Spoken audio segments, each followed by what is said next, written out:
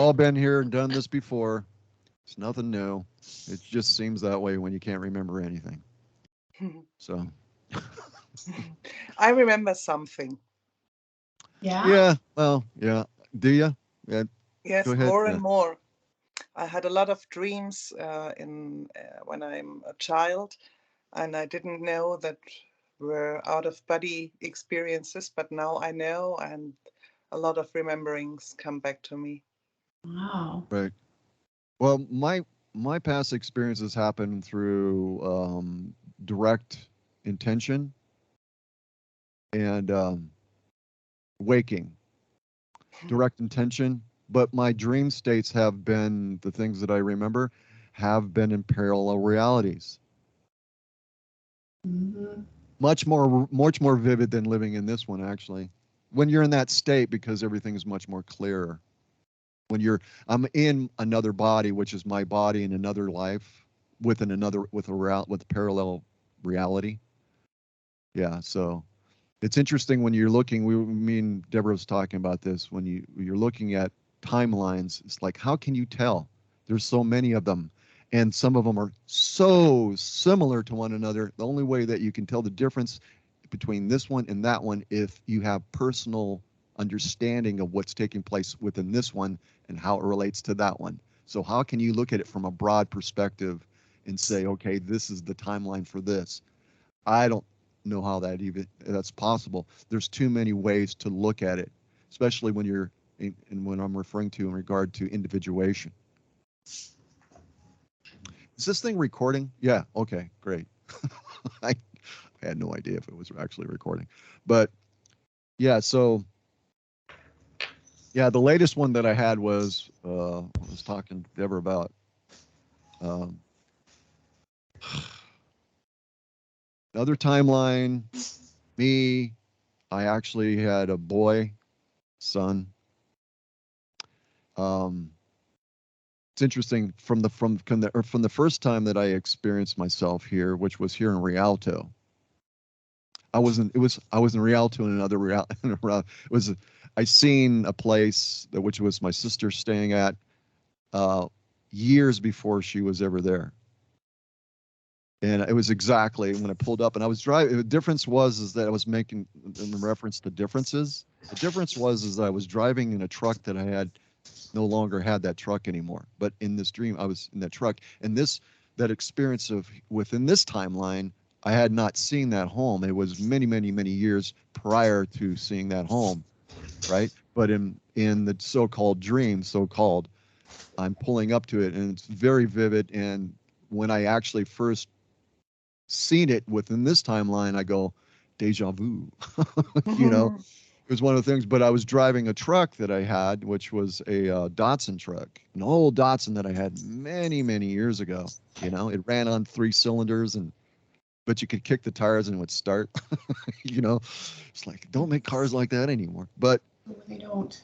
uh, point was is that there was things that weren't relevant to this reality field timeline experience, but a lot of other things were exactly the same, just different, you know? So how can you really tell unless you really, really know? So I don't give too much stock for that anyhow.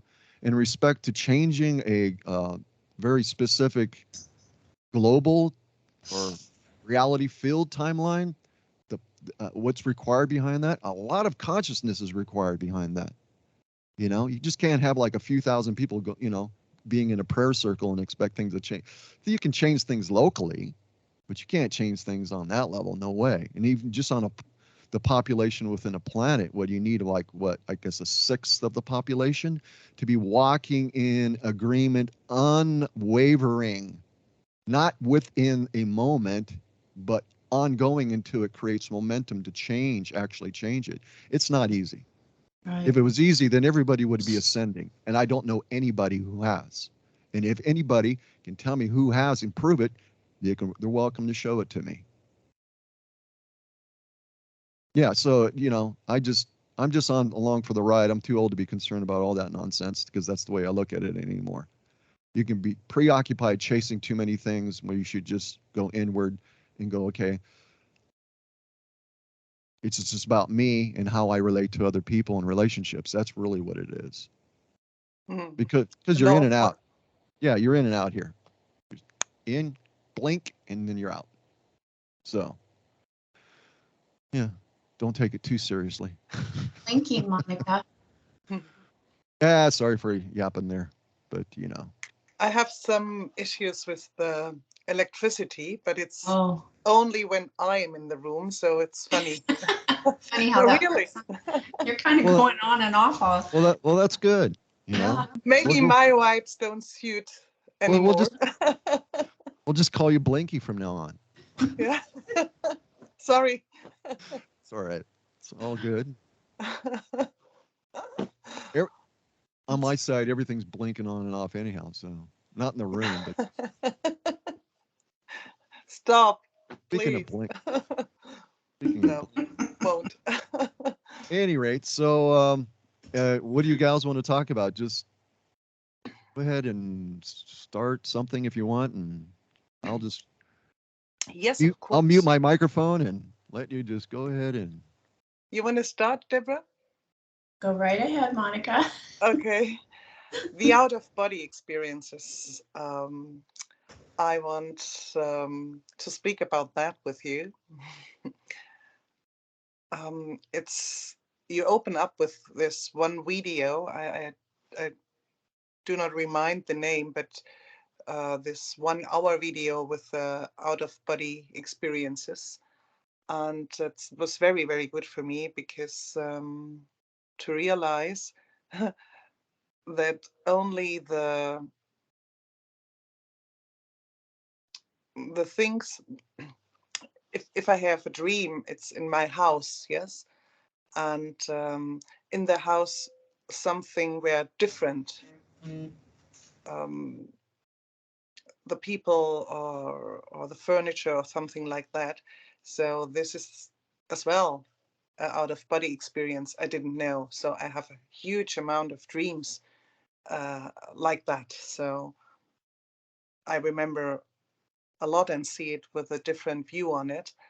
And as well, I was in different worlds, especially when I was a child, in completely different world. I never seen those kind of worlds here. And for me, it was only fantasy. So after that video, it happened a lot with me in reminding sequences of their dreams and to have another view on it.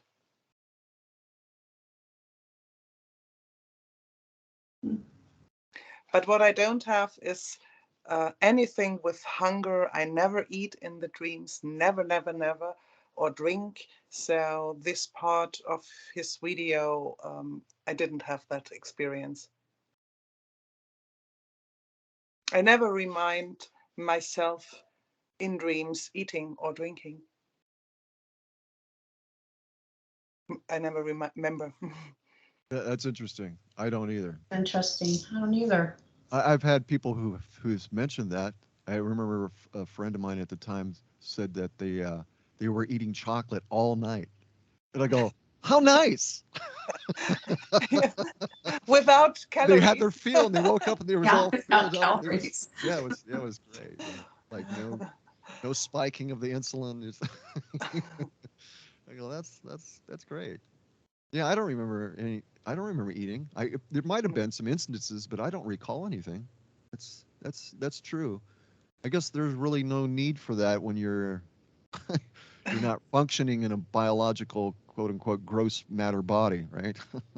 It Yes, but requires, yeah. even when I'm in my house and I have different furnitures, yes, so I have this combination, or as well with people. I met people in this kind of dreams, and I know them, but I couldn't know them from this life here, from the real life. So it was interesting. But as well in these dreams, I never eat or drink, never. Experience And myself in tasting or eating or drinking or something like that.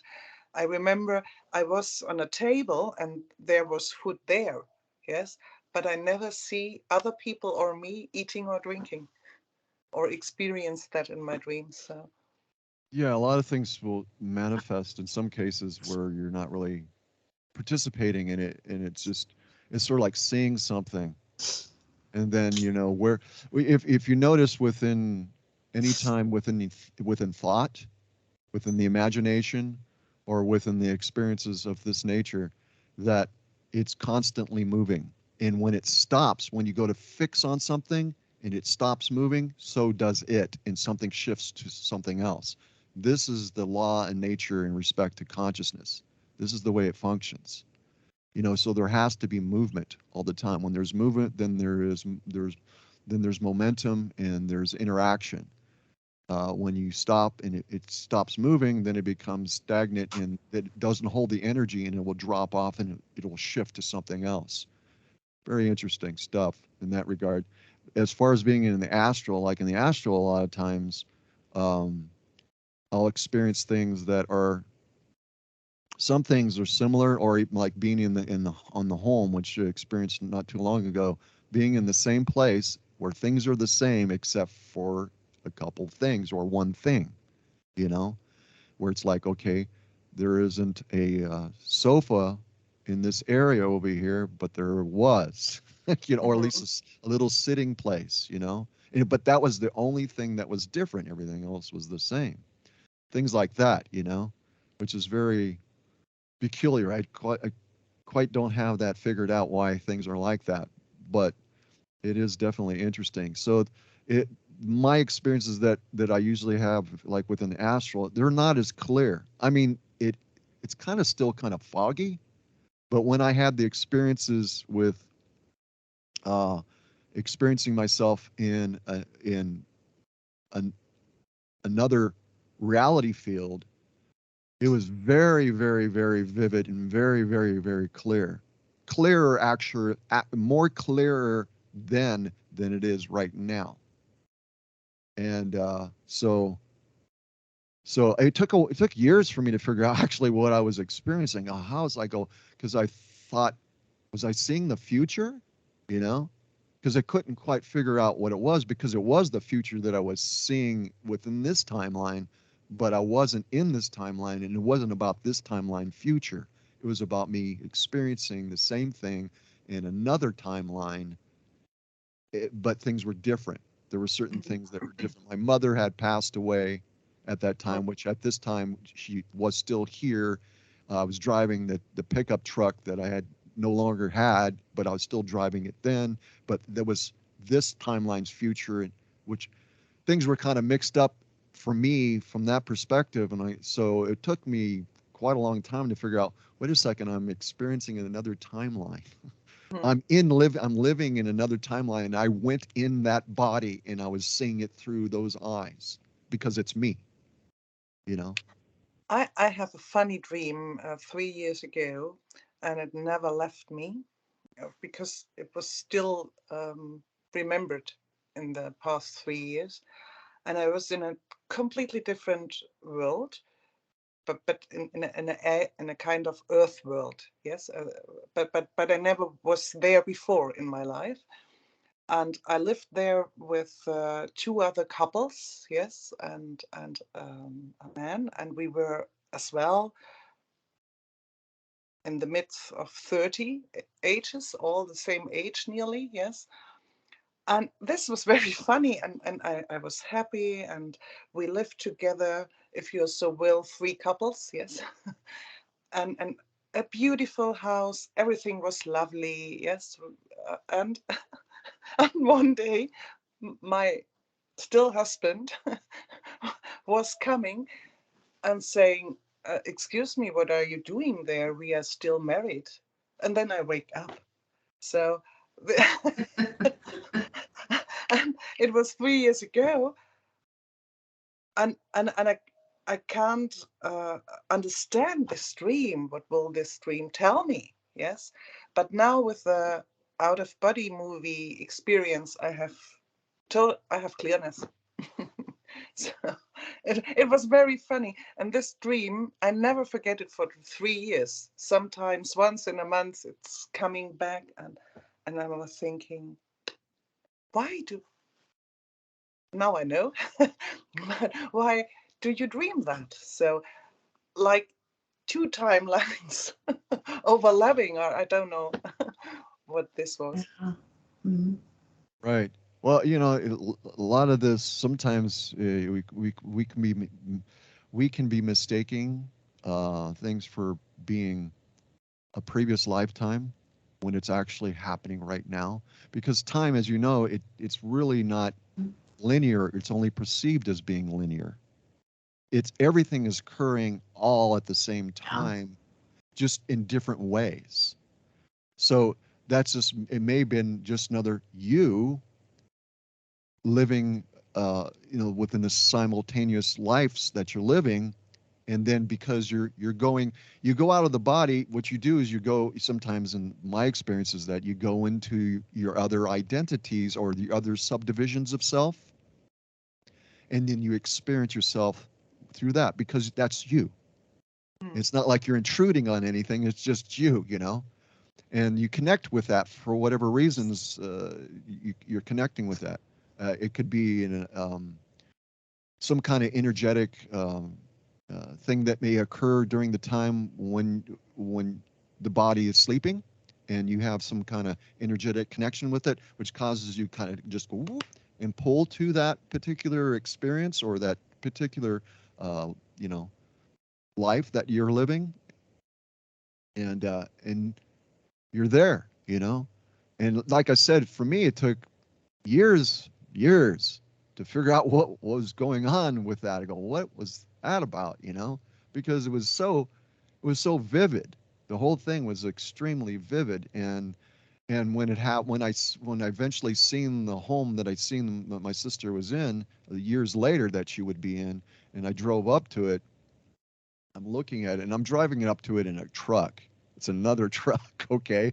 But I'm driving up to this, and I look at it, and it's the steps, everything, it's all, and I'm just going like deja vu, because it was like, okay, I've been here and I've done this before, but in a different way. It's just really, it's kind of hard to wrap your mind around some of these things because, as you know, we have amnesia when we're here, and so we're just trying to figure things out as we go. If we give it attention, a lot of people don't give attention to it. A lot of people just think it and they'll just put it away and they don't move on. They don't grow. They don't come to any understanding, which is fine. That's their choice. Maybe they don't want to have that while they're here. Maybe they just want to be completely blank slated and just experience themselves so differently, having the God experience, God forgetting itself, because that makes a whole lot of sense to me. If you always know everything all the time and you get tired of that and you want actual real interaction and companionship, how do you do that? you Mm. create you create realities that creates that opportunity to be able to separate yourself from it so that you can have that experience of self differently. That's the really only way that you can do it. If otherwise I guess you could easily get bored because you already know what's going to happen all the time. You know everything. That can get really boring after a while. It's like, oh, I, I I'm not going to go down the road what I was thinking that would cause you to go insane, but you know, if that's possible, but it definitely pushes you in an area of wanting to experience self differently, and that's what manifestation is all about. It's experiencing self differently in order to perpetuate creation. Without it, it's a tool, but without it, you can't really go anywhere. You just stay and you remain the same, which is all knowing, all powerful, and that just kind of that's great. But because you are a creator, you want more. You're never satisfied. You got to be turning the page. You got to be drawing another drawing. You got to be painting another painting. You got to be writing another song. You just got to be constantly be doing. You got to be creating, because that is the nature of who you are. So a lot of these experiences that we have, similar to what you're talking about, is because time is an illusion in respect to the way that we perceive it, and that's the way it's intended. Um, but it's all happening at the same time, and we just kind of drop in on our other aspects of subdivisions of self, and relive those moments that we are all living simultaneously, you know. So according to according to KS, right, there's 1728 Yeah. subdivisions of self just in one set, or one part of the set, one part of the set of a harmonic universe construct, right? Because there's infinite numbers, and the idea you mentioned, the idea of going to worlds that are just so, there's really no way to describe them because they're so different, right? Well, there's other creations in reality fields that are a complete different law of physics. They're not like this time matrixy. They're I not, know. they're not sound and light. They're not like this. They're the complete antithesis of this. And the Oh, only way that you can experience it is to experience it. And it's all done through different creators. Other beings create these. It's not one being doing it. It's impossible for one being to be doing all these infinite realities and creations. So we are those different creators. That's the point. When I said before, and I wrote my book a long time ago, that we are source, we're functioning basically in two areas, as co-creators and source creators. We're both. We're functioning on different levels for different reasons because of how it relates to the process altogether. It's sort of like the idea of the God being wanting to experience itself differently. In order to do that, it has to create a reality so that it can do that. You know, a lot of people this don't I get that. didn't know. I mean, just like even, well, excuse me for rattling on so much, but I get kind of lonely because I'll do things like the Amusement Universal Source Consciousness Field 18.0, and nobody gets it. Nobody gets it. I make it into a cartoon and try to make it funny, and nobody gets it. And nobody looks at the view. Nobody views it. Nobody talks about it. And actually, it's quite profound. In some cases, I have to sit there and pat myself on the back. It's quite genius. But nobody gets it, you know, because nobody looks at things like that way. Everything, God is always external. They don't realize they are God. You know, and when you hear people say that, it's sacrilege, you know. Yep. Heretic, burn them at the stake, you know. Yep. Yeah, it goes, when you start realizing this stuff, it goes down a really deep rabbit hole. And you realize that all the bad guys are actually God too. I know. Yes. I know. So it's like it's God experiencing self differently, regardless of the outcome. That's the reason why you'll hear testimonial when people go out of the body, and or they have an expiration take place with the vessel, and the consciousness leaves that vehicle, and they're able to reconnect. They realize what it really is.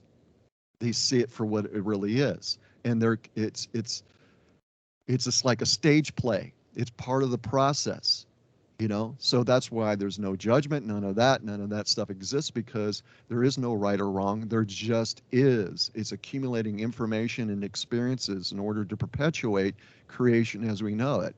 It's just what it is, you know? It's kind of hard here to do that, because when you're suffering and you're going through, or you find yourself where you think you're a victim, or you're experiencing things from a position of a victim. I'm not condoning any of that. I don't think I don't want to participate or nor have anybody else participate in it, but there's a higher understanding of what this all is. And we don't get it until we actually go back and reconnect with that reality of what things really are. So, you know, a lot of us can be very lonely with what we're doing here because most people they're not going to get it because they don't want to get it. And I think a lot of those choices are made not to want to get it. I know there's a veil. I know that there's an obstruction of consciousness. I know there's a refraction that takes place here. I know it just as well as anybody, okay? And I've experienced it, not just hear other people talk about it. I know it on a personal level, okay? But the bottom line simply is there's way more to this than what people are perceiving. And You know, if you want to get, if a person wants to get up and get involved with the conflict and get involved with the stage play so much where they're combating those things and they're warriors of light, and if they want to do that, they're welcome to do that. For me, I come to a place in my life where I don't want to do that. I mean, I find myself falling into those crevices from time to time because of my own conflict that I deal with in my body and everything else, which is very difficult to deal with a lot of times. So I find myself kind of leaning towards that, you know, not on purpose, just conditionally. But my intended choice, and based on my personal experiences, I just don't want to really do that anymore. I don't want to participate in it. You know, I don't want to become an exorcist. I did that. I know what it's like to be on the front line spiritual warfare. It's I don't consider that entertaining. It's very taxing and it's very painful, you know. And I rather just let go. And at one point I did let go, and when I was being attacked, I switched, and it's like I was in the eye of the storm. There was nothing happened, and I was going, epiphany, you know. And that's through experience. It's not because somebody came along and said, hey, if you don't do this or you do this, even if you do that with people, they're not going to really listen. They have to know it for themselves, you know. But for me, I'm just saying, I just I don't there's a lot of the game that I don't want to play anymore here, you know. I'm just looking at it from a different perspective, and neutrality is a great place to be.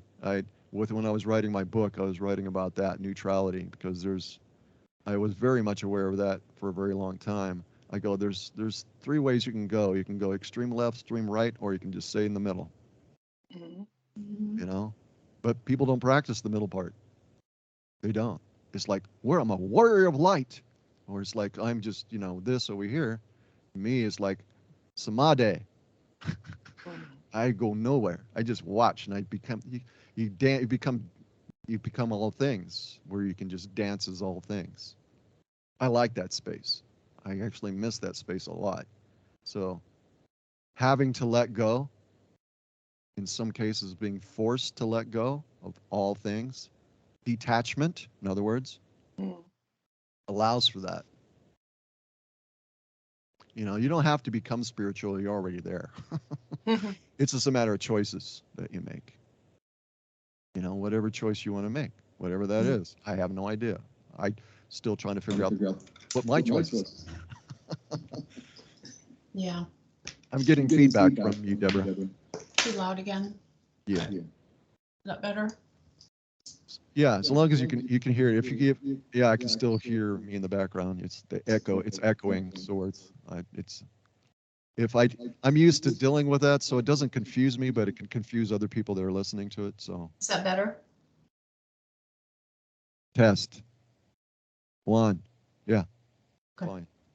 Yeah, if you need to plug in your head thing or something, I mean, just so you can use that way. If you can't hear, that's what I would recommend doing. Yeah, I'm using my monitors right here, but I can't hear anything because I have them down so low. And but I can still hear you gals really well. Cool. Yeah, I've been at this for a while, so I don't know. I think Do you want I kind of think I know what I'm doing. I'm not sure most of the time, but I think I just get lucky. But do you want to tell us a lot more about out of body experiences? So this was the topic we want to continue at the last podcast. well, yeah, I mean, yeah, I like to hear what Deborah has to say, and you mainly. I start talking, and I just keep going sometimes, because sometimes I have a lot to say. Sometimes I just don't, and I talk anyhow. So I'm just going to go ahead and mute my mic, and just go ahead. Feel free to go wherever you want to with this, and if you want any input on my behalf, um, I'm here. Okay. I really don't have anything to report on any out of body experiences at this point. I was remembering something when Monica was talking about an incident that happened in Illinois after I had my first big epiphany. And I was out walking the dogs, and suddenly I felt like I was in two different dimensions. You know, I was afraid I was going to fall because it was like one foot was here and one foot was here. And it just happened so fast. And then it was like, wow. And then it just went away that fast. But it was something happened.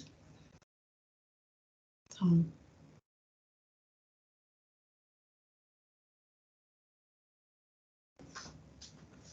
You want to go into any more detail about that?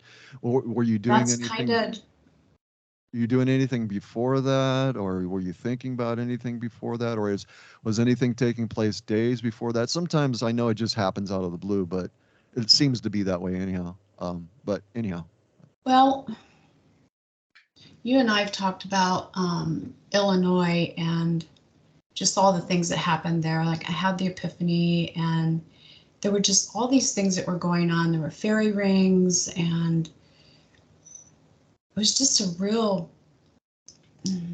awakening for me. So I was just walking the dogs one morning and, you know, just kind of schlepping along, and all of a sudden I was just halfway somewhere else and halfway grounded on earth. I had one foot on the ground and one foot, it felt like one foot up here, and I was just, I don't even know how to explain it.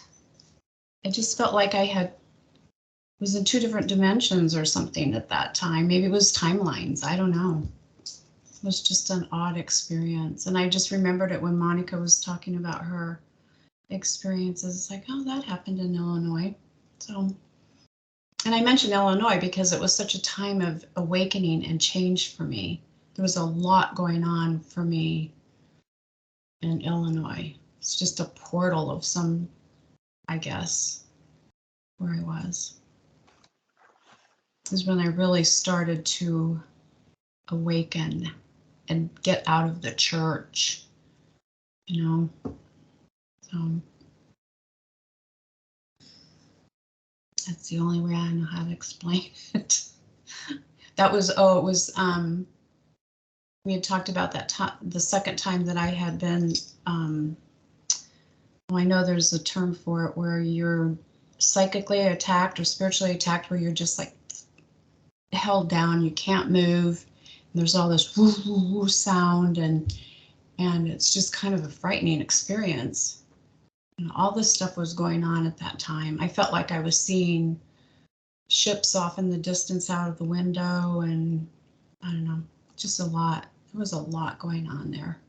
well, you know what that is the body's going to sleep, because consciousness never sleeps. So the body was going to sleep. So you started hearing this sound, boom, boom, boom. Well, that's a precursor to leaving the body consciously. Actually, that's what that is. It's Yeah. and people when people have experienced it for the first time, they get scared. They think that that there's some being attacking them. No.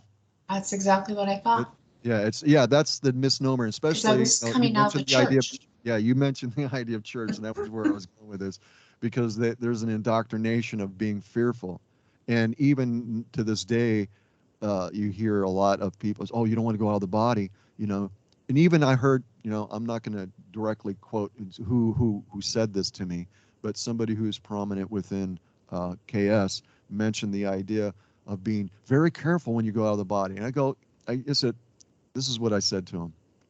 I said, now, when you take fear with you, it goes wherever you want it to go with you. So if you go out of the body, you want to manifest or attract whatever you want to attract based on carrying fear with you. I can see where that's a problem. But the whole idea of the reason why I put together that PDF is so that you would practice certain things to clear yourself of that before you did any of that. Right. And nobody read that. Nobody read it, which is fine. I mean, I've done a lot of things nobody's paid attention to because I'm just going to say this. This is a pet peeve of mine.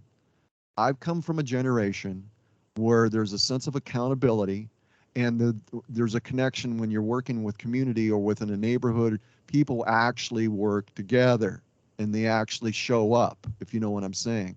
The online generation, there is no accountability for the most part because it's sort of like the proverbial dog having the bone in its mouth and it runs to these different areas of the yard. Sorry. Shut off all phones, please. I know, I'm so- sorry.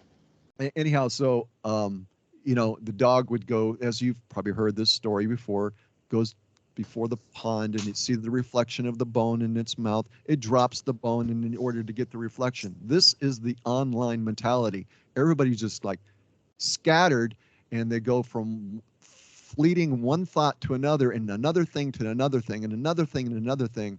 And there is no accountability.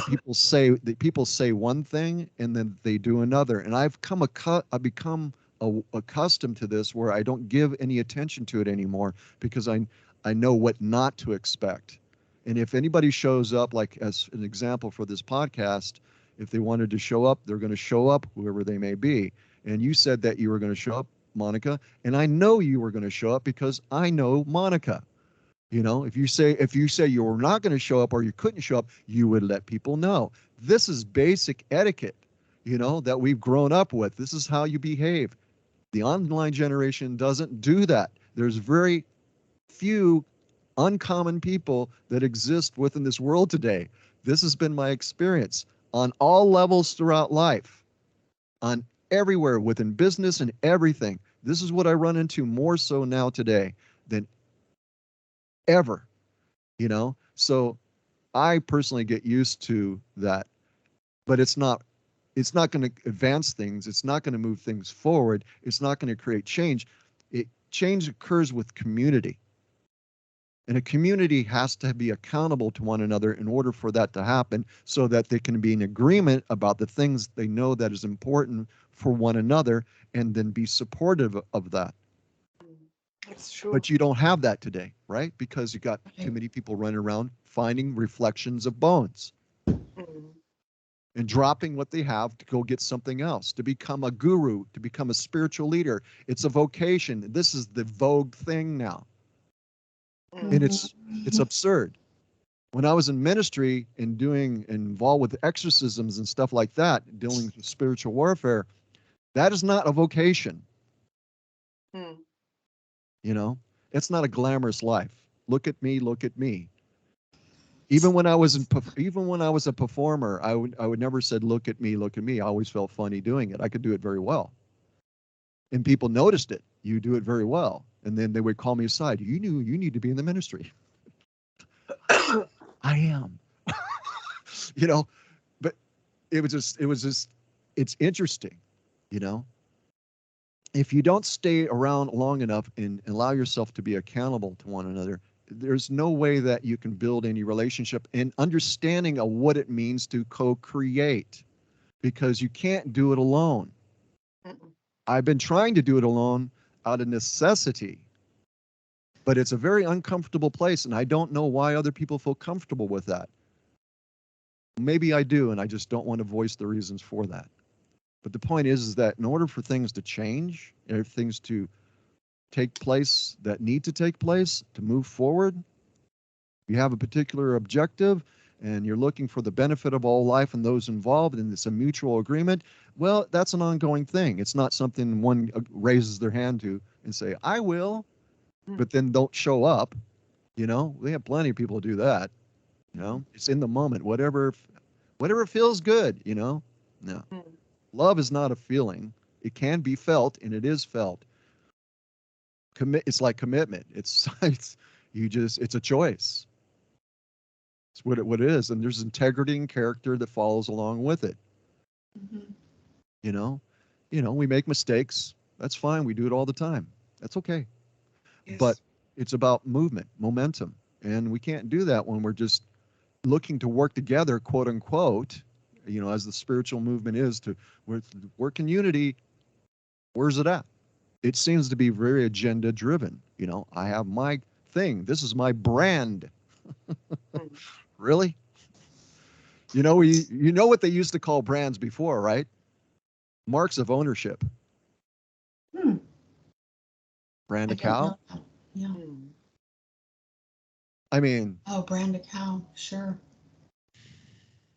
kind of silly, you know. So it's really, you know, I'm just going to call it the way it is. It's about maturation. Neither one of us are here to save the world, and we're not here to save it collectively either.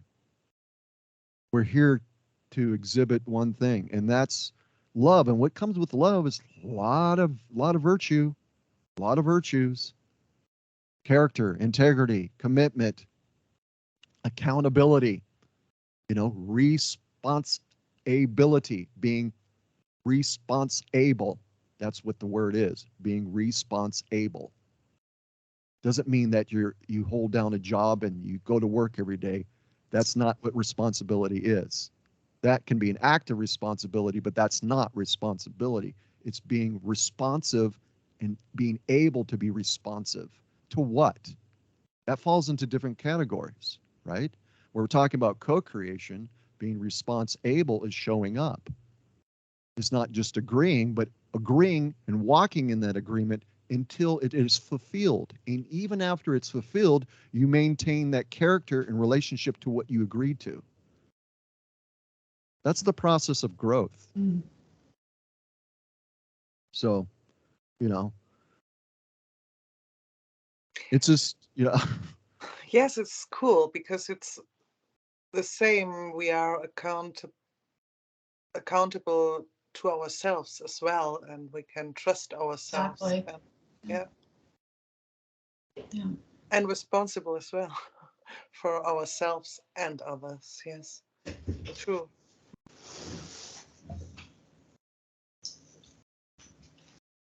yeah. Deborah and I was talking about this the other day about, and I'll mention this again because I think it's important to think about this. Just something, food for thought. When we're talking about character and integrity and accountability and all these things in relationship to those who are doing so-called spiritual work, whatever that may be. Um, what I've noticed, because you know I've been on this particular planet for a little while within this incarnation, and I've had a lot of experiences and seen a lot of things, and I've been being able to see things from a lot of different perspectives. That there is certain things within a cultural mindset that will become the thing to do for that decade or that generation. You know, seems to be important for it. And for this particular generation, what's going on within this decade, there is this focus on within certain communities, especially, you know, within the spiritual community, that people want to create a business out of that movement. And they want to go back to the idea of brand. They want to be a brand and all this other stuff. They may not be saying these things, but that's what they're doing. And it's like, it's in vogue. It is the vocation to have. Before I want, there was, you know, before within society, people wanted to be astronauts, you know, or whatever. Fill in the blanks. Now it's being a spiritual leader Mm-hmm. and having a YouTube channel and Mm. making a life out of that. And to me, that is just kind of weird. I find it strange. And to my own fault, actually, in some cases, because I started so long ago, my channel is 12 years old. I don't even have 4,000 members and subscribers, which doesn't really mean a whole lot, even if you have a whole lot, because I was just looking to create community, which was like pulling teeth. I've worked with other groups, music groups and like that, and created other groups outside of the freedom teachings over the years to try to get people to work together and be available. And I would say probably 1% actually do that. Yeah. It's crazy. Yeah. So if you have I mean, there's a whole lot to be said about this, but I'll backpedal and just say, being involved, and repeat what I just said basically in a different way. Community, creating change doesn't occur by having a brand. It doesn't. It just, you're just you know how many individuals within history you'll never ever hear about, at least not in this world, but once you step off of it, you'll know about them, that have done so much, but they did it in secret. Yeah. And so for me personally, when I came, now I'm just talking now. When I came into this incarnation, there was a lot of things I couldn't relate to. And now I understand a lot more of the reasons why I wasn't able to relate to it. Before I thought I just didn't experience it before, and I was new, but I'm not new. Not even close to being new. Is that I was just tired of it, and I couldn't relate to it, and I kind of disconnected from it. And money was one of them. I know how to count. I knew how to put stuff together, but I was always, when I was younger, I was always in the moment, and people could rip me off easy, and I would end up letting them do it. I didn't have that attachment to it. I later on became more attached because I got tired of people doing that. But I never really related to it very well. And then I realized later on that money is part of a slave system. You don't have any crested races that have money.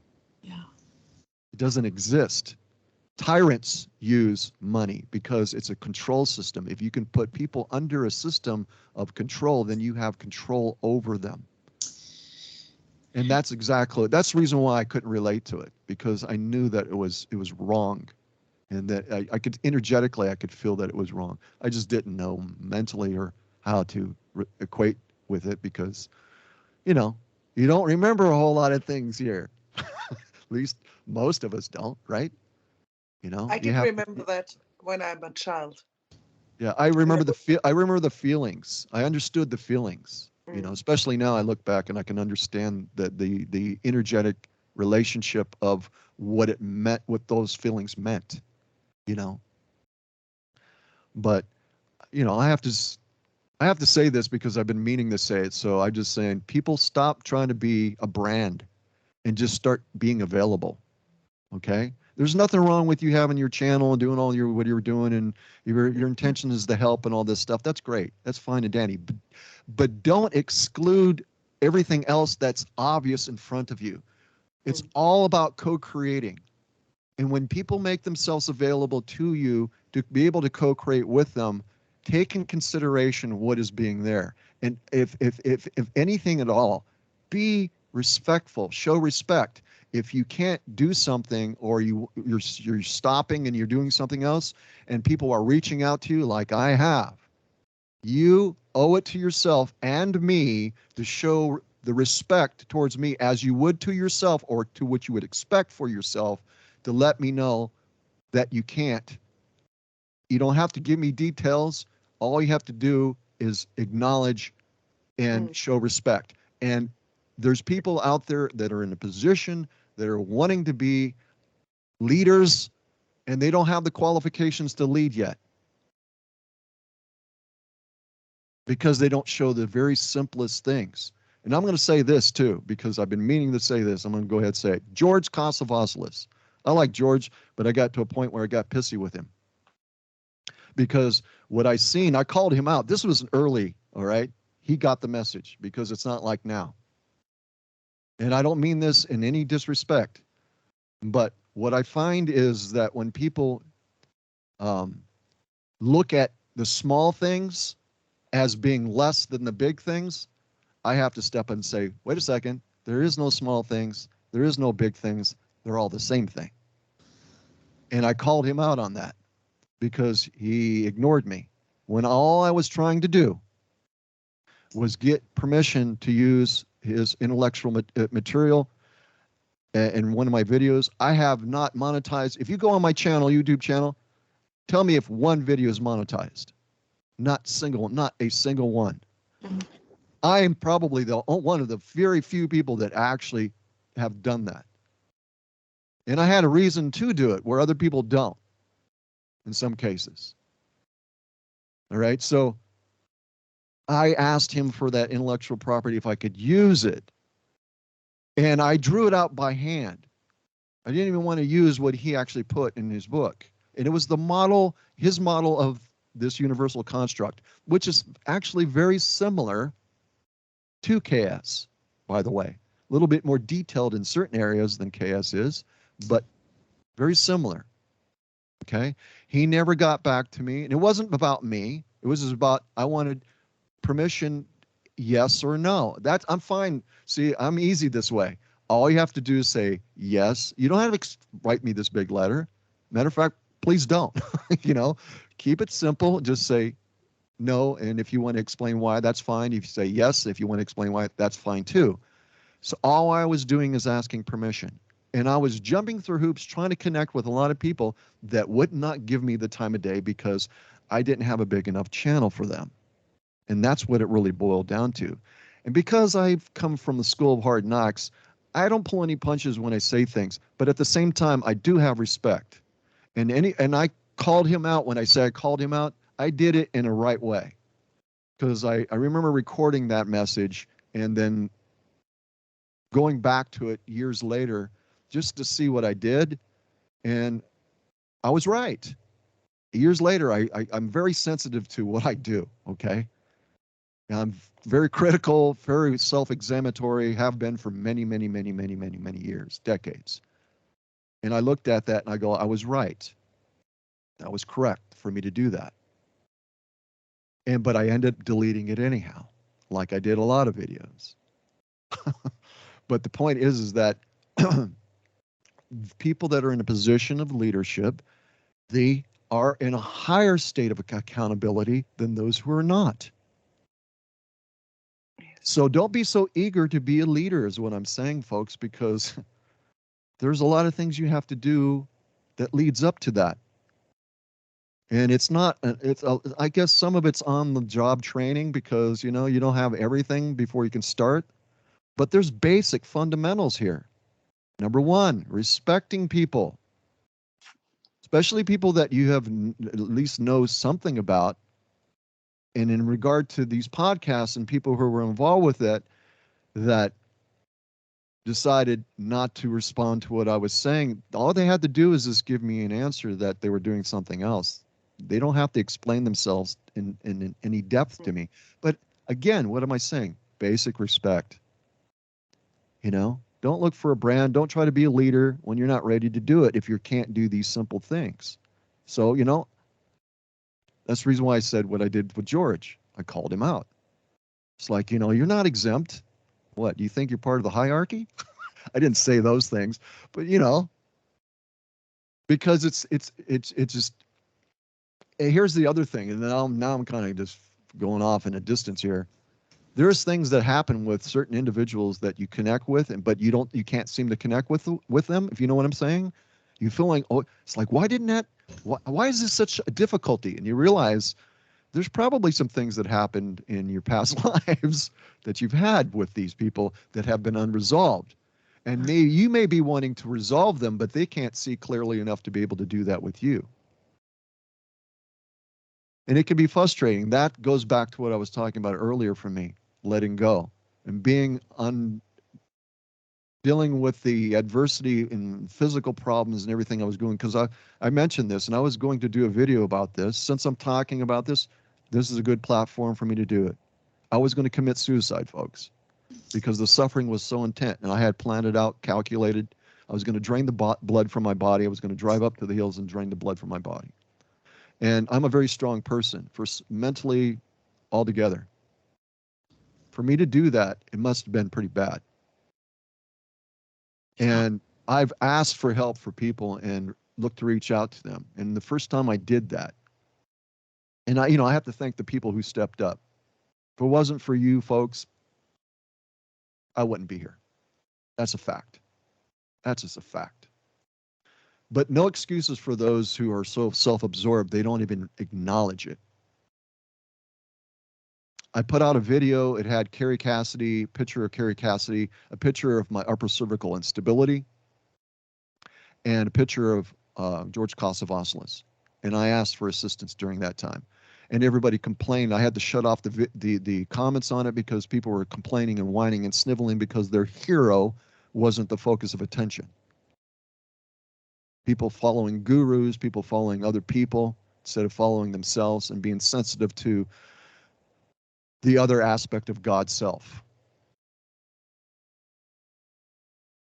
There's a reason why I put the donation link within my videos here. I'm not asking for anything from people. I'm looking for people who are directed by source to help assist me. I'm losing things here consistently because of what happened. It's gone downhill consistently. I've survived, but I lost my vehicle. The license is going to be revoked, suspended here. Couldn't get it fixed. So that's out. And every time I still take it out on the road, but it can easily be confiscated, towed away, because it's not legal. You know, we live in this world. We have all these stupid laws, but they are there. And you have enforcers who enforce them, mostly for revenue, not for morality. So, I mean, there's this constant thing that I've been dealing with, and I've let go. But, you know, at the same time, I realize, because I grew up this way, and things don't work when you just expect things to work out. They don't work out that way. You can let go, but the reality is what is. So those people who have stepped up, and I mean, Paul Garthwaite as an example. Paul did, for a very long time, Paul was on the crusade of helping Randy Keith. And I commend him. There's very few people like that. Very few. The uncommon person, right? Point being is that we are our brother's keeper. We are.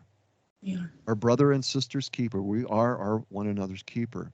When I was in ministry, that was what was so important. That was what service was about. I remember being, when I was first, I spent a year with a congregation that was new, and they were all fresh and they were godlike. Just beautiful. Love, cared for one another. You need something? Brother's keeper, sister's keeper definitely was there. For a year, I experienced this with these people. Best experience that I've ever had here in this world was that. Regardless of what religion or anything was attached to it, that was beautiful and that was genuine. That was real. Later things came and, you know, twisted it and perverted it. But that's what it is.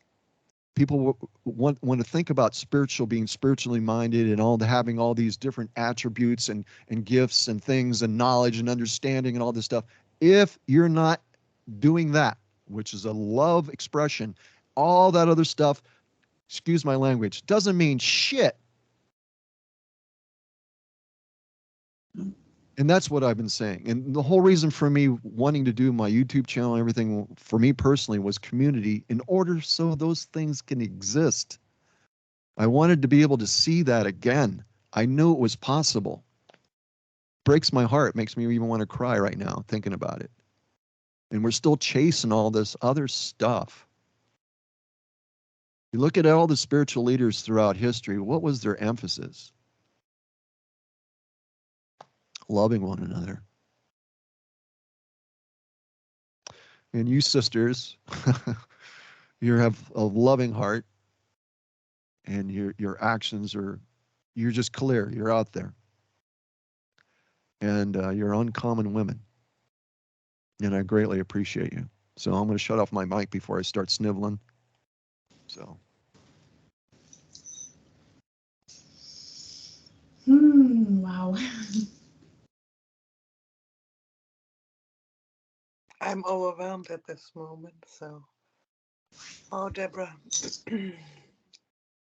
I'm sorry, I didn't hear you, Monica. I'm overwhelmed at the moment from the feelings. I didn't expect that. So, Yeah.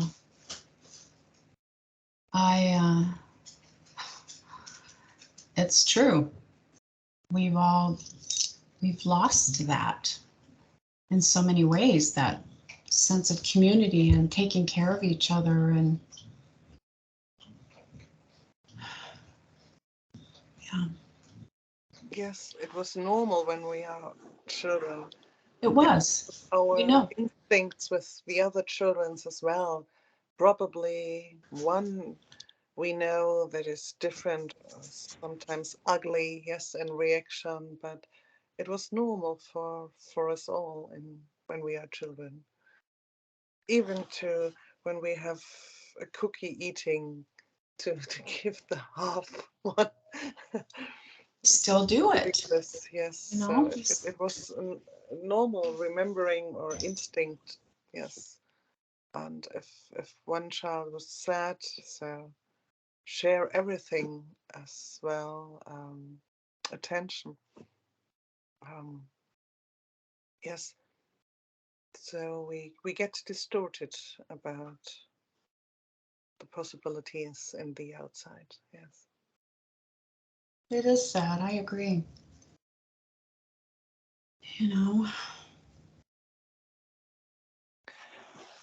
Yes, this is the time we have to repair it, inside and outside, and other people. but I understand. I understand Randy's frustration, because you put it out there. I mean, I'm sure you've experienced it. I've experienced. You put it out there, and people are like, boom, boom, boom. They just kind of schlep along, and they don't respond. You know. Yes, I think that I recognized it. It came with the digitality, um, especially when with Apple, if you so will. Yes, so you have everything in the phone for your attraction. You get emails. You can do everything by click. Yes, to feed emotions, to feed Boredom. everything. Yeah. As well, you can have sex immediately. Yes, so Yep. with all these Tinders, and you know what I mean. Yep. And to bring up relationships, to learn each other, or to know each other, to feel, as well the frequencies.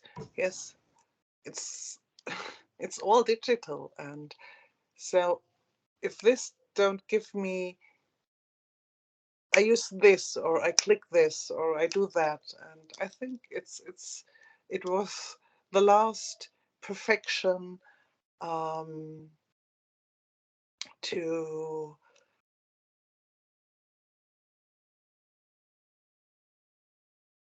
make a synthetic. I missed the right words. Yes, to disconnect us from Right. so. Right. Yeah. Ah. Hi, Dorian. Hi. But I think another part of that is that people are afraid to spend time quietly and alone. They think they have to be busy all the time, and they're all the time getting stimulated by all these things, and they get bored, or they feel lonely, they turn on their phone and get distracted. And I mean, I've caught myself doing that, So I don't know. I don't know. It's frustrating and it's sad, and just keep putting yourself out there and loving anyway, and offering smiles and hugs when anybody will take them, compassion. Just carry on. I think it's the time to bring it back to the world. Yes. So and to ourselves, it's always the first step. Yes. Yeah. Remembering who we are. Right? Yes. Yeah. I have another question brought or another topic. Today, Sophia, from which Sophia I speak, Maharari, she called her, Maria. She has in one of her Facebook accounts, I think it's from Liza Rini, and she did you see that post? She posts a lot of the NIA, and I have read one step about the fourth, fifth, and sixth dimension. I never read before. So she mentioned, or Liza mentioned that the negative alien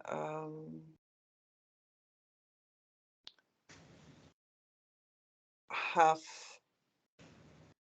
oh no, I missed the word, impact, a lot of impact as well in the fifth dimension. And my idea was the fifth dimension is a step to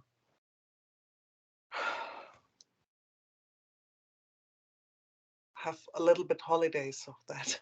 I know. I heard that too. I agree with you. It's like, shoot, come on. Dimension Well, the thing about recover for the next. Oh, no. I know. What do you think about the thing? Consciousness is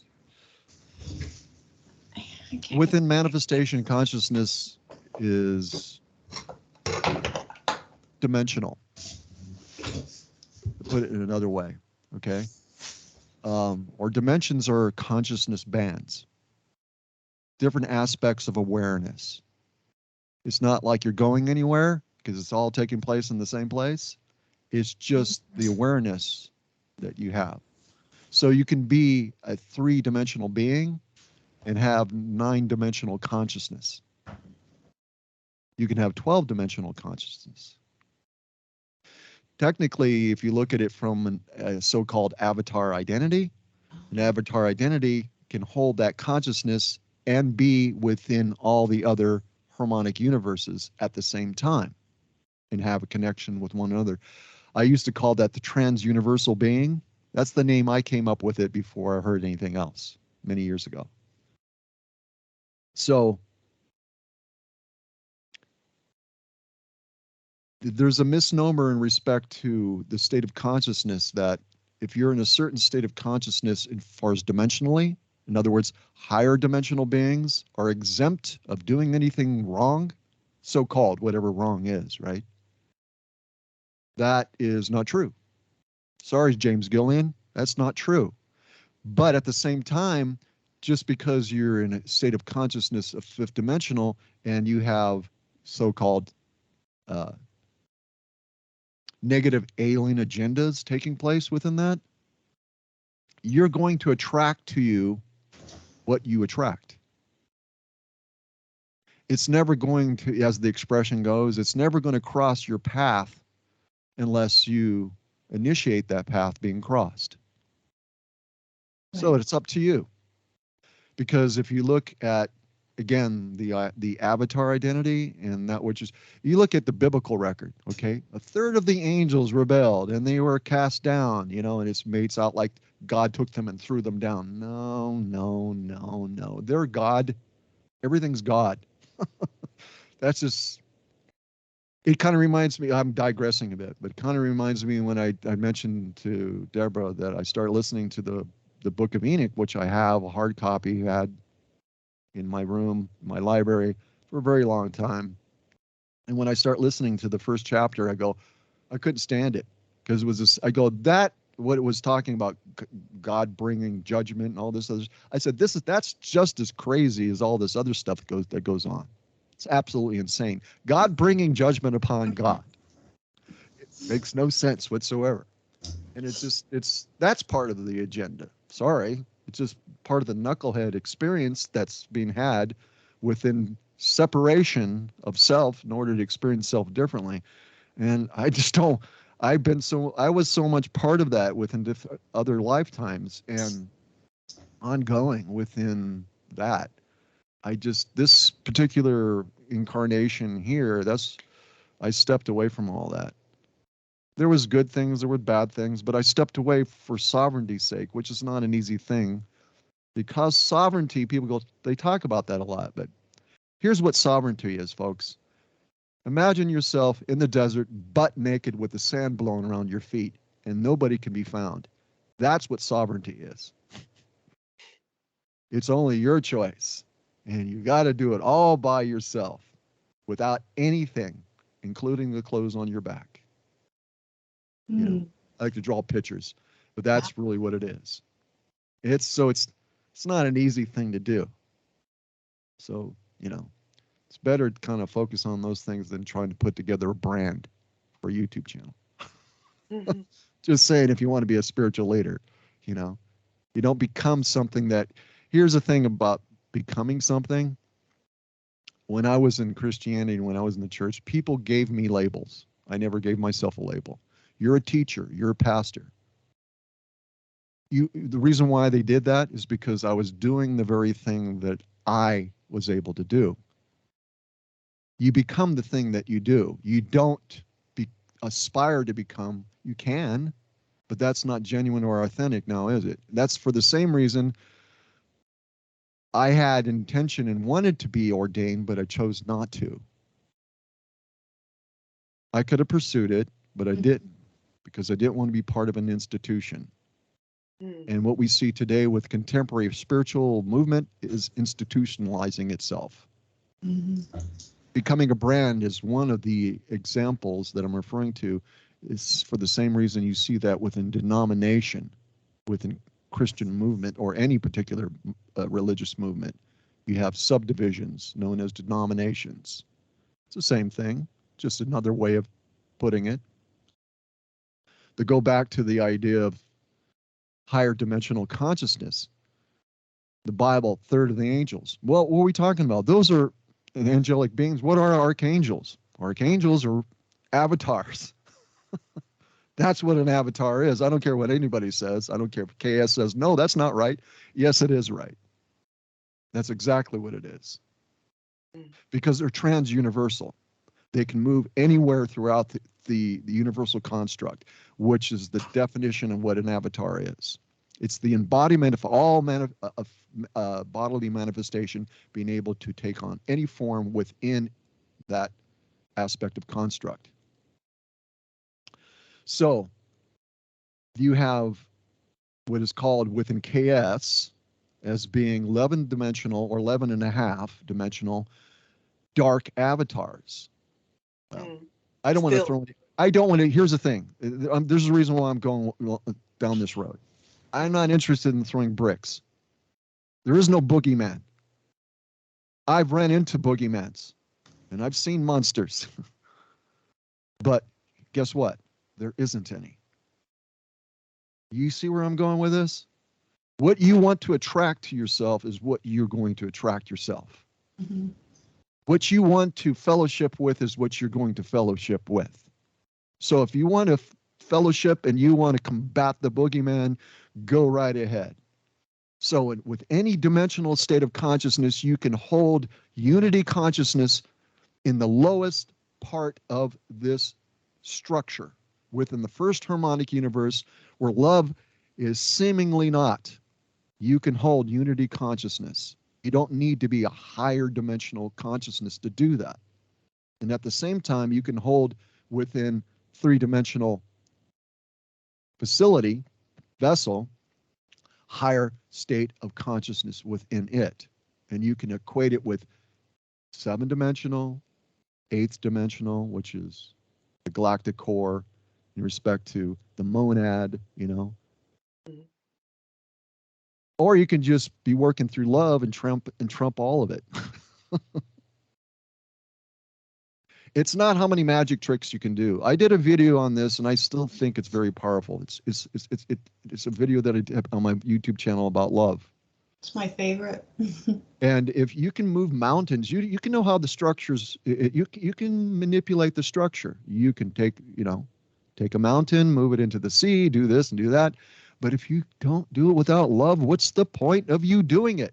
Just because you have great understanding of the mechanics and knowing how to manipulate it doesn't mean there's love that's required for you to be able to do that.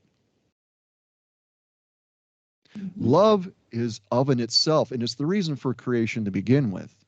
It's the heart of it. It's the reason why anything exists. Right. What we do with it in manifestation is a different story. So it really boils down to that. For me, I mentioned this to Deborah. I'm in flux all the time. I mean, I don't stay in one. I notice people, they'll stay in one spot for a very long time. I can't do that. I learned something up to a point and I go, okay, I'm done. I got into KS for one reason, for the mechanics of the universe. I was interested. I didn't need to know the other stuff. I lived it. I don't need to know it. You know, I know what that is. And I know it all boils down to love. That's what it is. It trumps everything in the universe. You want to pull out a card that you want to pass go? That's the card you pull out. That's what you take with you. That's what matters. That's it. End of story. Make it real simple. There it is. It's not about accomplishment. All that stuff, everything that you do, everything I've done, whatever, creating and all this stuff, that's fun. It's enjoyable. It's experiencing self in a way to perpetuate creation. But without love, it means nothing. It has no substance. And it's perishing and it fades and it goes. It's never remembered. It may be recorded. In that respect, it's remembered. But even the very being that realizes that they've done, such as myself, stupid things, I look back, I don't want to remember it. It had no value. It will hold no value to me because it holds no value to me now. And even so much more, it won't hold any value to me then if it's not done in love. And that's the challenge. It really is a challenge for me all the time. Every single day, every waking moment of the day, that's a challenge. It's not a stressful thing, but it's a desire. It's my intention. It's really, that's who I am. That's what I want to be. That's the reason why I see my kitten cat. It's not because I love him so much. I just love. You see what I'm saying? Because when you're talking about love, it's not towards one thing. It can be in the moment, but it's not. It's towards everything. And that means the God being that has been a tyrant for, a millennia, That's hard. And only if you're attached to the falsehood. If you're attached to the falsehood, then it's hard. But if you let go and you see, when you let go and you hold love, what happens? There is no offense. Exactly. Because that's not a mind thing. That is just a being thing. Well, there's one person that I've mentioned that really triggers me in this world right now. And I see his face or I hear his voice and I immediately go to that place where I just, and then it's like I work my way down to compassion and then I can get to the love. Now it's kind of a process, but it's a challenge. It's a challenge to stay in a place of love for those tyrants.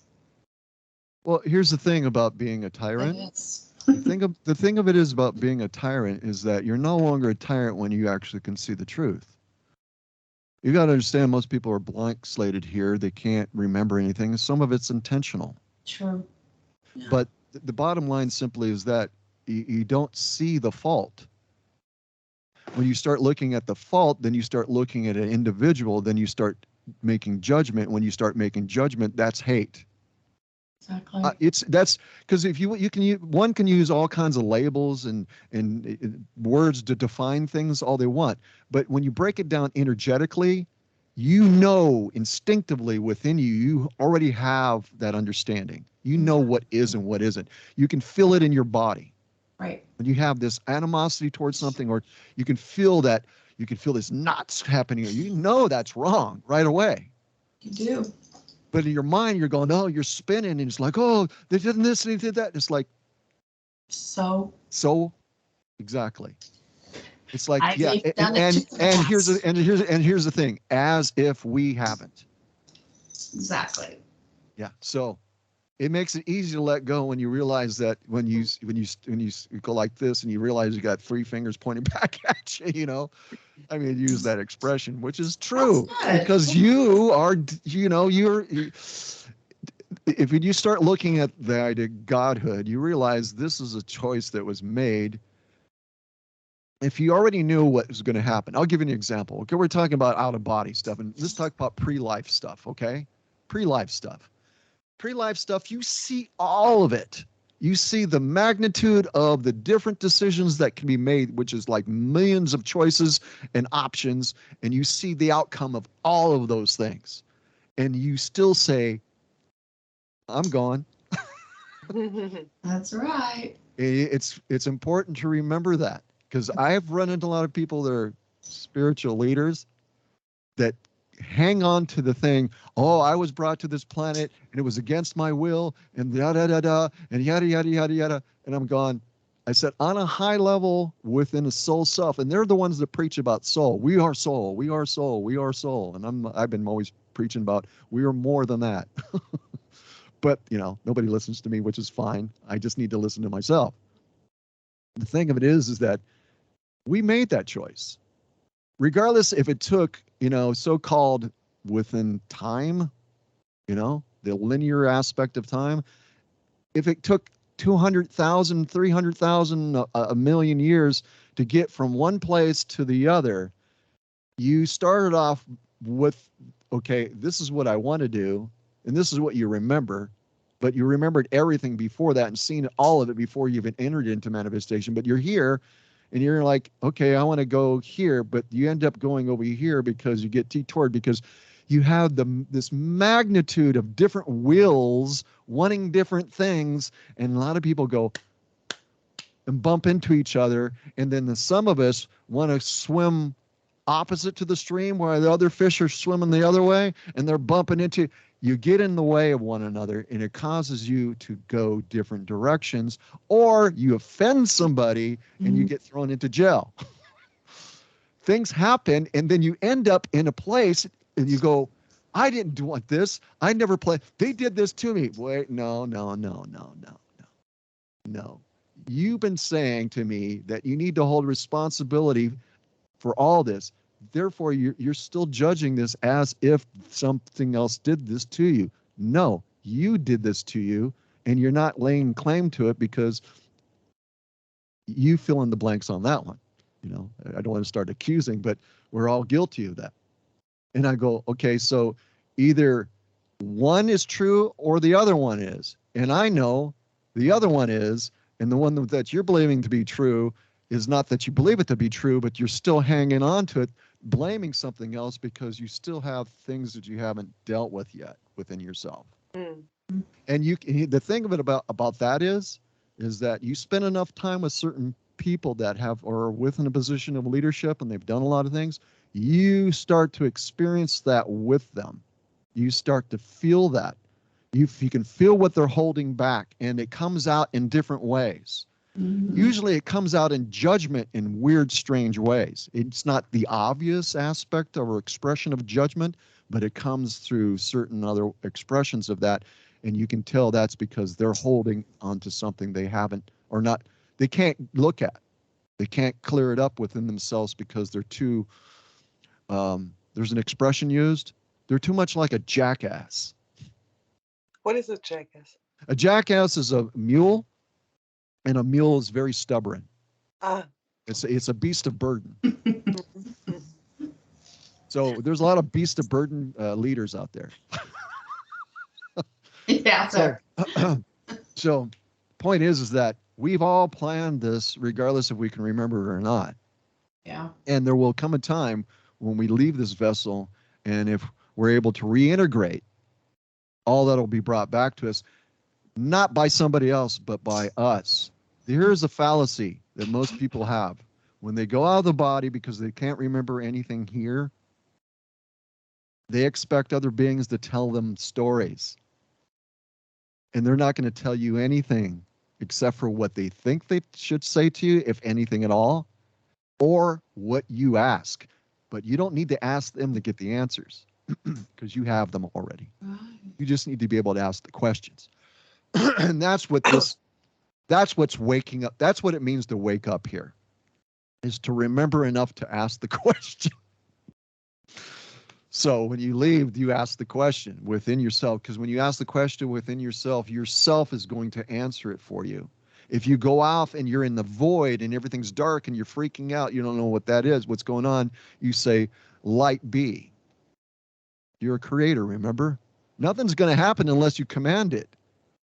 Command's not a bad thing. It's more like with the elemental commands, it's a co-creative fellowship. You have to initiate it. Mm. You have to create it. You have to establish it, and then you bring it into existence. It's true. And so It's true. people just not aware of that. Hopefully they'll listen to this podcast and get something from this, because this is the real. But it's true. I have no inhibitions about things that I know to be true. I'm not going to backpedal on stuff. No, but falsely humble. I know no, what humility is, and it's not usually what's exhibited. no, but no, I realize at this moment, if I ask questions I want to have, and I beg in the nature, give me the answer when the time is right for me, I get them. I get the answers on anyway. Yeah, Even they with usually things happen right that then and there.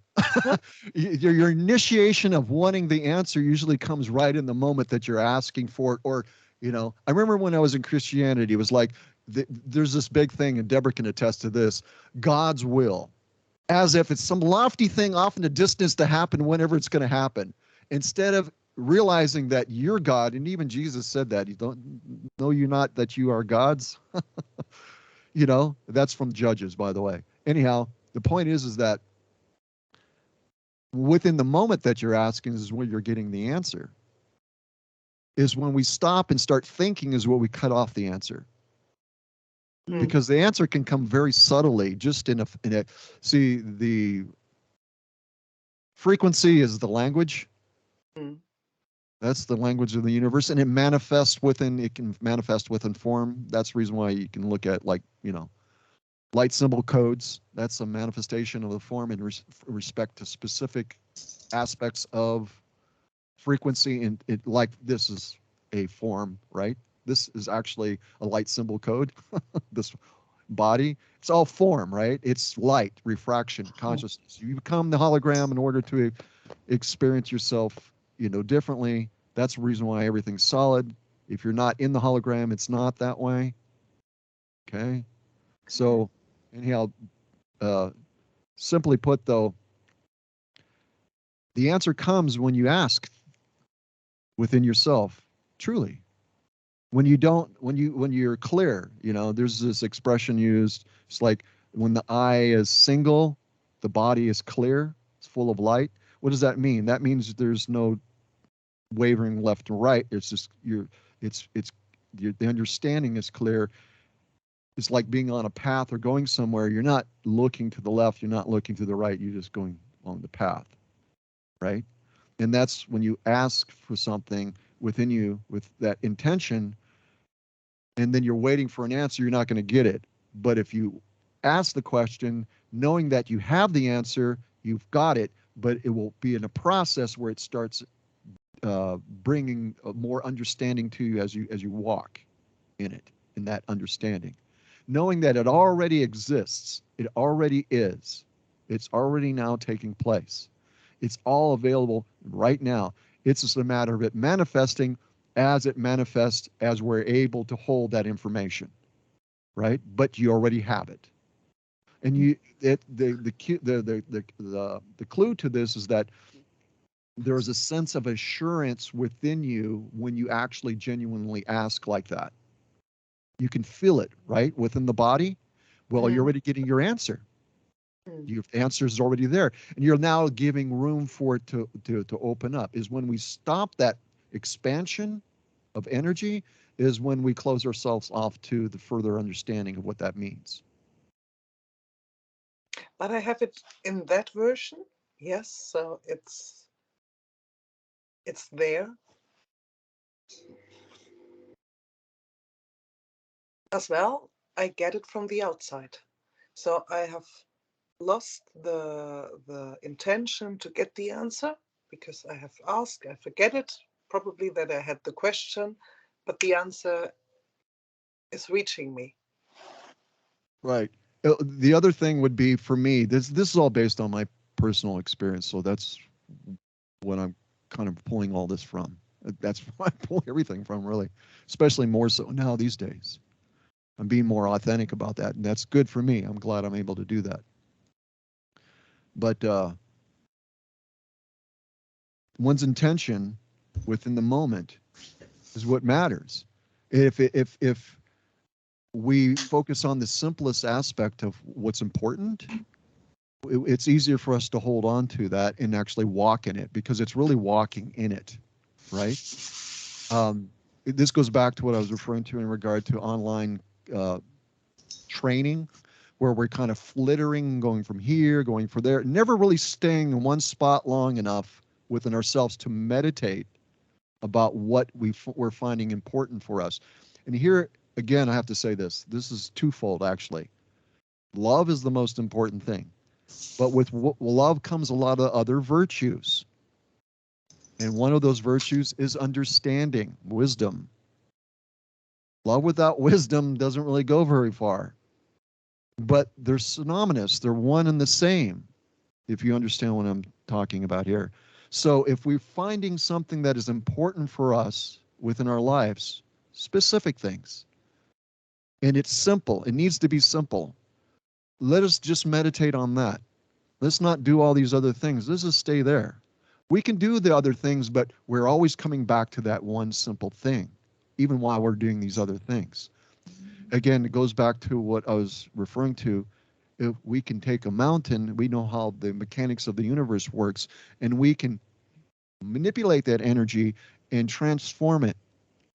But what is our intention behind that? Why are we doing that? Are we doing it for the benefit of all life? And is all life that is associated with that form, is an agreement with me doing it? It's love. You see what I'm saying? That's the bottom. So anytime we measure anything, we have to measure it in that context. If we're not doing that, then we're just entertaining ourselves. Yes, so there are stories about women and their children gets under a car and they are able to push the whole car about those love to rescue the children. So Yeah. yes, we have simple examples. Oh yeah, that's spirit power. That's spirit, because it's everything, is that, right? But the body, after that, usually the body dies because it's overexerted, right?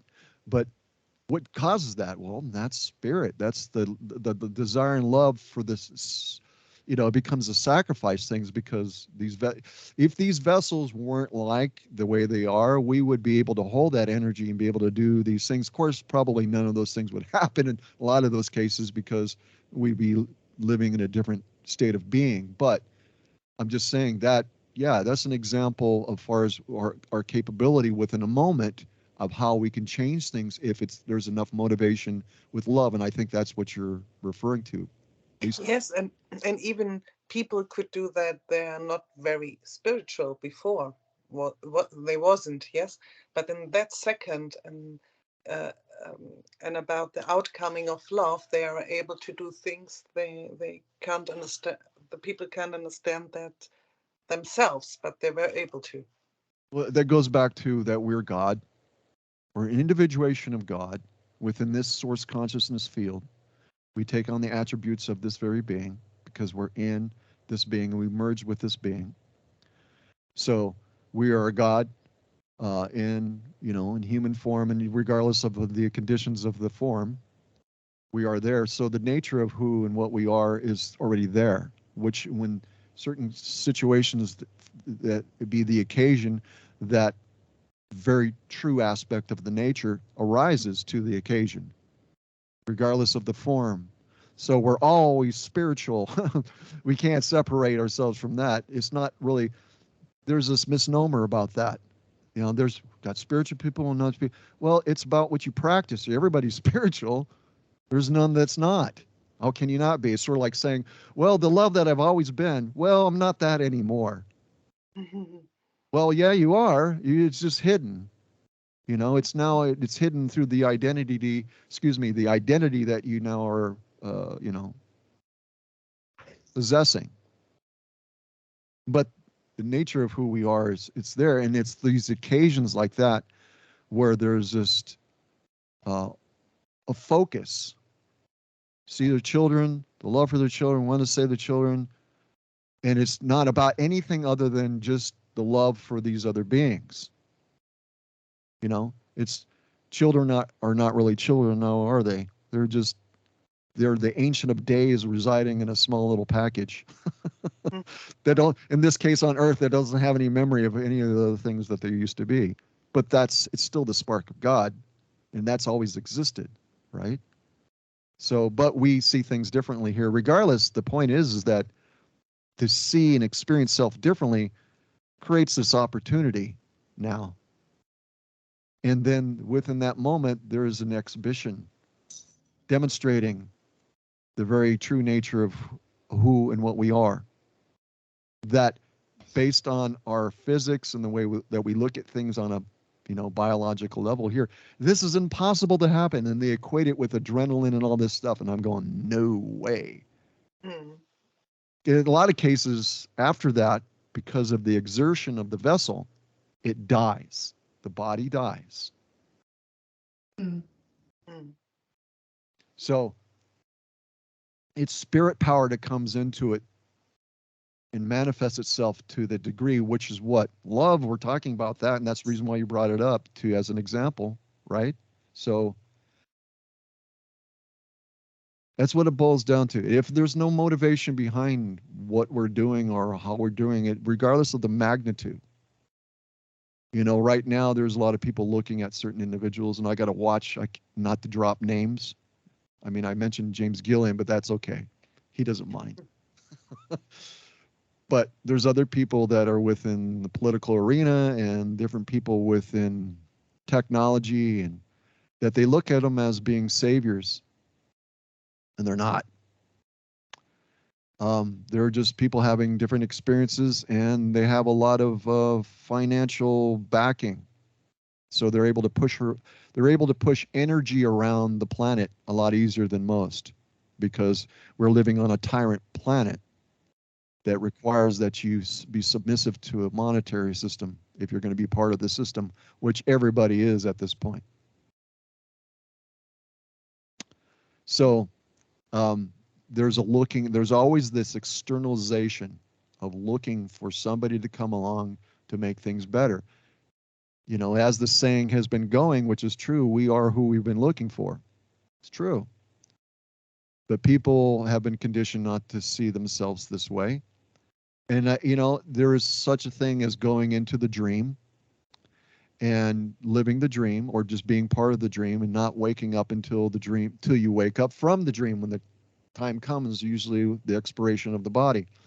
But I think it's the time that we're in right now, that it's time for people to wake up from the dream. In the dream, they need to wake lucidly up within the dream and recognize that they're dreaming, so they can come to grips with the true identity of who they are and realize that that saying or that expression we are who we've been looking for actually takes on more meaning. It actually means who they really are, and they know who they are, and they know that they're God incarnate.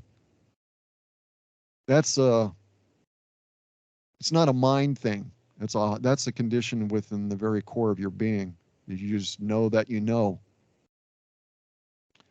That's when things can happen, but that's not going to happen on, if people are waiting for something to come here and change things. They're waiting for some energy to come in here. And here's the thing about that. If there was an energy surge it's going to happen, but it's not going to happen on the level most people think it's going to happen, right? Right. Unfortunately. And it's happened before. It's not the first time this has happened. But because we're talking about the body and how the body can be easily exerted, because it can only hold so much. These are not conditioned to hold because they've been altered.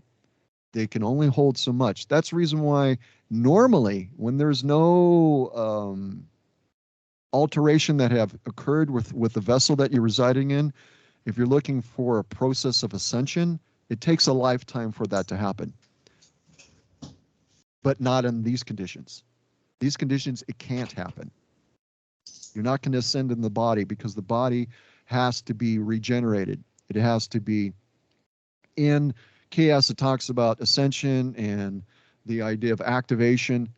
That is not so easy because you're dealing with issues here on a mechanics level, and that has to be resolved.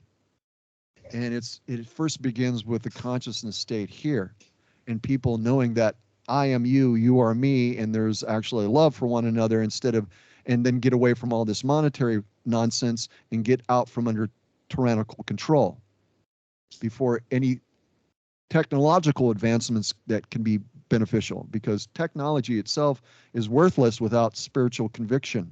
In other words, for the benefit of other life. If you don't have that. So if there was a surge of energy that comes in here and the body's not ready for it, guess what it does to it? It either fries it, destroys it, or it goes loopy, insane. And this is a road I don't want to go down because this goes into another podcast because there's a lot to be said about this. I know quite a bit about it actually.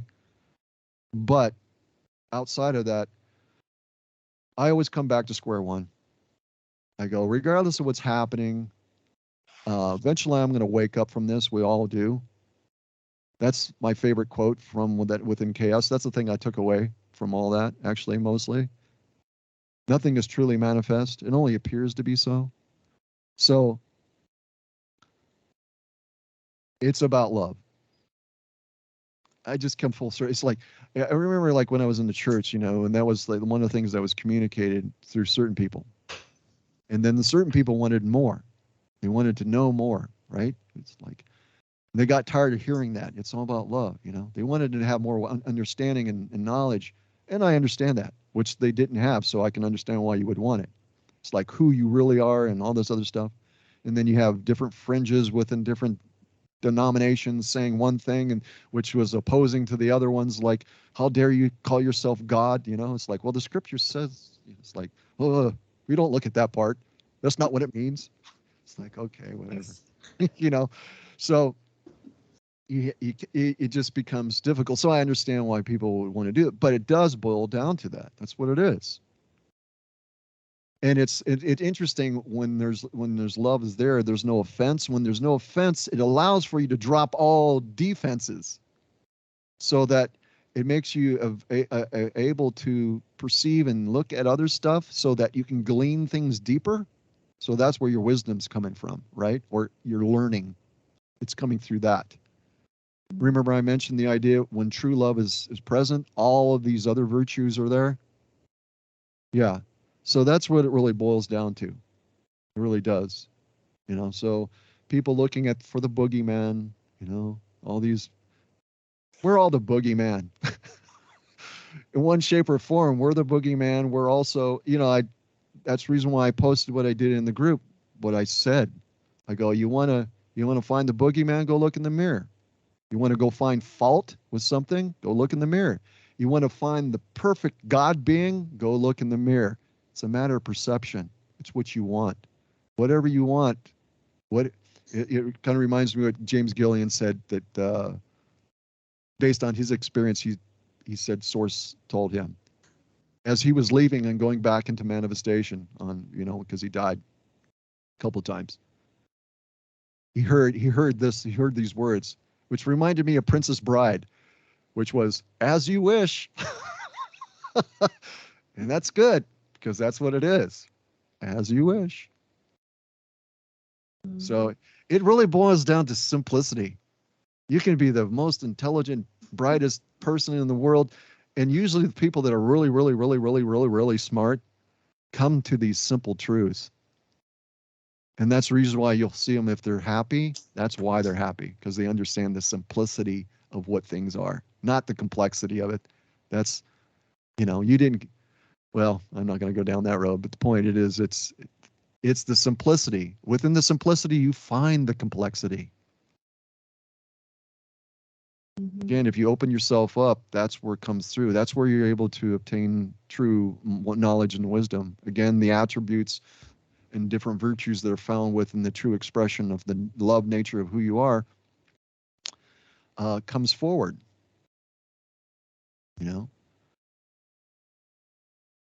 Problem with the association with what love is love is like it's just goopy, this goopy thing. No, that's not what it is. That's emotional instability is the goopy part of it. When you have beings that are in balance, because that's the word really to emphasize here, beings that are in balance, they exhibit love tremendously, but it's in balance. It's not emotionally unstable. It's like you look as an example, and here's some chaos people were going to freak out over this one. But if you look at like certain beings, zetas, some of these beings are very loving, very powerfully loving, but they're very stable in their emotions. They have emotions. They don't have any emotions. Yes, they do. It's called being balanced. We're the ones here that don't have balance. Our emotions are out of control. And as you know, if you look at the shadow body, the refraction of consciousness within dimension bands 2 and 3, which is the emotional and mental, you have a whole lot of emotional and mental illness here on this planet because there isn't the flow of energy because it's stagnant. So it builds up and it starts to crystallize through thought form and so on and so forth. That's another subject, in fact, another podcast. But love, man. You're going to attract to you what you're going to attract to you. If you're looking for the boogeyman, you're going to find it. If you're looking for love, you're going to find it. Starting with yourself, because it all begins and ends within you. Right? Right, Randy? Yes. Right. Says Kermit the Frog. So, is there anything else you guys would like to talk about or anything, or shall we close the session here? We're coming up on two. More than 1.5 hours. we're coming up on 2 hours here. 1 hour, 48 minutes and 26 seconds. 7, 8, 9. So, shall we just call it an evening and sure, say goodbye to everybody? Yes, but when we continue with the podcast, so yeah, I'd like to be able to do, if we do this whenever we can do it. I mean, my time is my time. I like to be able to take advantage of all the time that I have, which I don't know how long this is going to last for me. So, whenever you gals want to do this, I mean, I'm available. Just give me a heads up, give me a day's notice, and sort of like what I've been doing, type of thing, and we'll just get together and go ahead. I'll be posting this up on my YouTube channel, and then I'll just link it to the group for anybody who wants to go watch it or whatever, and share it. By the way, share these videos. Yes. You know, I encourage to share these things. Just nobody will know what's going on, what we're talking about, and, or if it might be beneficial to others if they don't hear it. You know, so Yes. alrighty then. Indeed. Okay, I'm going to go ahead and stop the recording, and I'm going to say goodbye. See you, folks. Thanks for dropping by. Hopefully, this was beneficial, and take to heart that which was valuable, and which was not. Discard the rest. Peace. Peace. Okay. Bye bye. Monica. Bye.